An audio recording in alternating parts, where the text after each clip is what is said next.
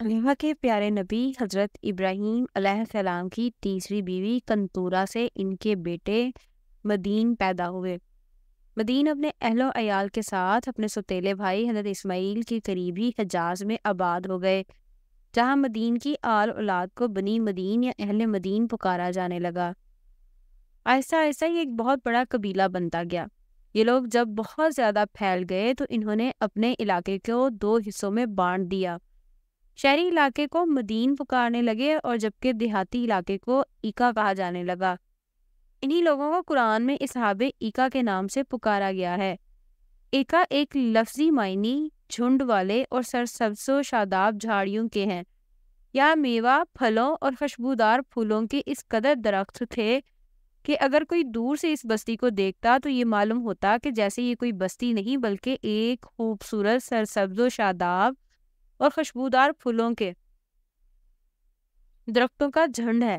اسی وجہ سے قرآن پاک میں اللہ نے ان کے لیے ایکا کا لفظ استعمال کیا، جبکہ امام ابن کثیر نے لکھا ہے کہ یہاں ایکا نام کا ایک درخت تھا جس کی اہل مدین پوجا کرنے لگ گئے تھے، جس کی وجہ سے ان کو اصحاب ایکا کہا گیا ہے۔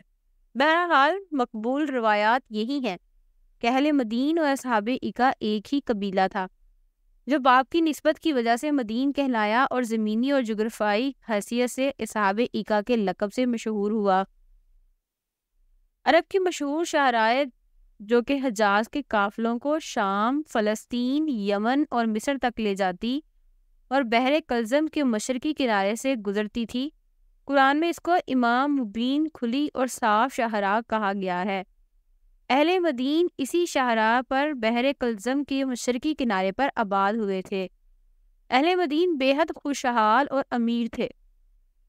دور دراز سے قافلے ان کی بستی میں آتے اور یہاں سے پھل، سبزیاں اور اناج وغیرہ لے جاتے، اور تو اور لوگ اس بستی کی خوبصورتی کو دیکھنے کے لیے بھی مدین تشریف لاتے۔ چونکہ یہ ایک بڑی شاہراہ پر تھا، اس لوگ ہر طرح سے آنے والے تاجر ان کی بستی میں ضرور رکتے، جس کی وجہ سے اس بستی کے لوگ تجارتی کاروبار سے منسلک ہو کر بہت خوشحال ہو گئے۔ اہل مدین یا اصحاب ایکا نے بھی قوم عاد، نمود اور قوم لوط کی طرح بتوں کی پوجا شروع کر دی، بلکہ یہ لوگ تو اس لیے بھی مشہور ہوئے کہ ان لوگوں نے سب سے پہلے درختوں کی پوجا شروع کی تھی۔ اس سے پہلے صرف بتوں کی پوجا کی جاتی تھی، لیکن ان لوگوں نے ایک نئی عبادت شروع کی جس میں ایکا نامی درخت کے آگے ہر 3 مہینے بعد ایک خوبصورت دوشیزہ کو ذبح کیا جاتا اور اس کے سارے اعضاء کو الگ الگ کر کے دفن کیا جاتا۔ ان لوگوں کا ماننا تھا کہ اگر ایکا درخت کو دوشیزہ کی قربانی نہ دی گئی تو ہمارے کاروبار ختم ہو جائیں گے۔ اس کے علاوہ یہ لوگ ناپ تول میں کمی کرتے تھے، اس کے لیے بھی انہوں نے خاص انتظام کر رکھا تھا۔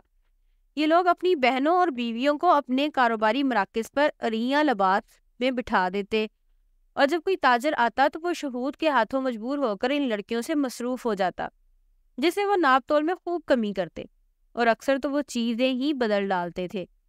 پھر اللہ پاک نے ان کی طرف حضرت شعیب علیہ السلام کو مبعوث فرمایا۔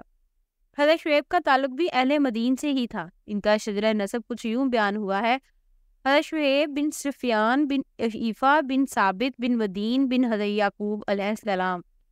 قرآن کریم میں 11 جگہ پر حضرت شعیب کا ذکر ہوا ہے۔ نبوت سے پہلے بھی حضرت شعیب اپنی قوم میں اپنی ایمانداری اور نیک نیتی پر مشہور تھے، اور نبوت ملتے ہی آپ اپنی قوم کو تبلیغ شروع کر دی۔ حضرت شعیب کو نبی پاک حضرت محمد نے خطیب الانبیاء کا لقب دیا ہے، جس کی وجہ یہ تھی کہ جب حضرت شعیب تبلیغ کرتے تو لوگوں پر جیسے جادو ہو جاتا تھا، لوگ کام کاج چھوڑ کر ان کی باتیں سنتے۔ لیکن اس کے باوجود بھی چند غریب لوگوں کے کوئی بھی آپ پر ایمان نہ لایا، بلکہ آپ کو جادوگر ہی کہا جانے لگا۔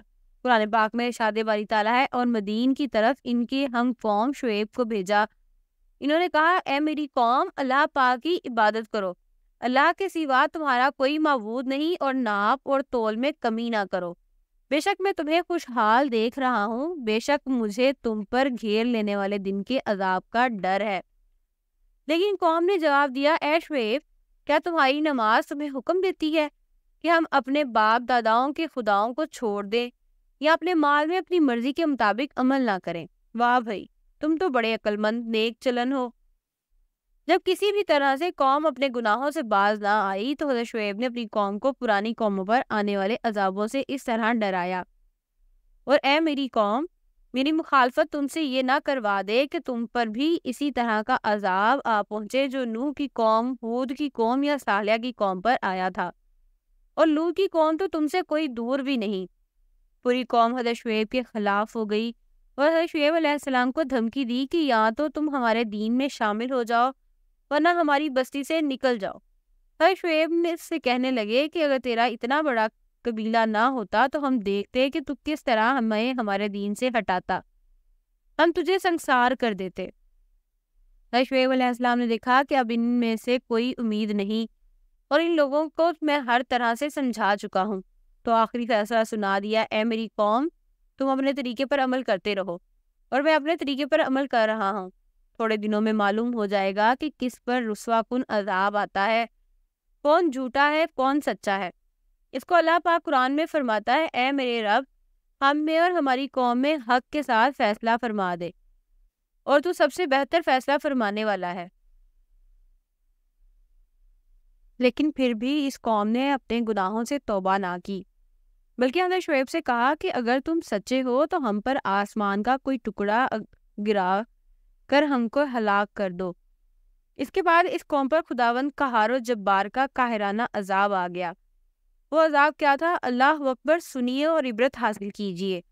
حدیث شریف میں آیا ہے کہ اللہ پاک نے ان لوگوں پر جہنم کا ایک دروازہ کھول دیا جس سے پوری آبادی میں شدید گرمی اور لو کی حرارت و تپش پھیل گئی اور بستی والوں کا دم گھٹنے لگا، تو وہ لوگ اپنے گھروں میں گھسنے لگے اور اپنے اوپر پانی کا چھڑکاؤ کرنے لگے، مگر پانی اور سایہ سے انہیں کوئی چین اور سکون نہیں ملتا تھا اور گرمی کی تپش سے ان کے بدن جھلسے جا رہے تھے۔ پھر اللہ پاک نے بادل کا ٹکڑا بھیجا جس نے اس بستی کے ایک حصے میں چھاؤں کر دی اور اسی چھاؤں میں ٹھنڈی ہوا چلنے لگی۔ بس پھر سب بستی کے لوگ اپنے گھروں سے نکل کر اس بادل کے سائے میں آ گئے۔ جیسے ہی سب لوگ بادل کے نیچے آ گئے تو پہلے ایک زوردار چیخ آئی، پھر اللہ پاک نے آگ کے گولے برسائے اور ساتھ ہی زلزلہ بھی آ گیا۔ ایسے ایک ساتھ کئی عذاب اس سے پہلے کسی قوم پر نہ آئے۔ حضرت شعیب علیہ السلام اور ان کی ماننے والے اس عذاب سے محفوظ رہے۔ قوم کی ہلاکت کے بعد حضرت شعیب شیون کے مغرب میں شامی نام علاقے میں تشریف لے گئے۔ نہیں آپ کا انتقال ہوا اور آپ کا مزار مبارک بھی شام میں ہے۔ 200 درختوں کی پوجا اور ناپ تول میں کمی کی وجہ سے اللہ نے اہل مدین کو دردناک عذاب میں مبتلا کیا تھا، اور انتہائی افسوس کے ساتھ کہنا پڑ رہا ہے کہ آج ہم مسلمان بھی ناپ تول میں کمی جیسے گناہ کے دلدل میں پھنس چکے ہیں۔ ہر طرف چور بازاری گرم ہے۔ کیا آج ہم بھی اپنی لڑکیوں کو ماڈل بنا کر کاروبار نہیں کر رہے؟ اللہ پاک سے دعا ہے کہ وہ ہمیں ان سب برائیوں سے پاک کر دے، اور اے اللہ پاک، ہم پر وہ بوجھ نہ ڈال جس کو اٹھانے کی طاقت ہم میں نہیں۔